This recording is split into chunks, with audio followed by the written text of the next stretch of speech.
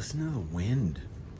Jupiter and the other planet are going past each other in the sky, I think now.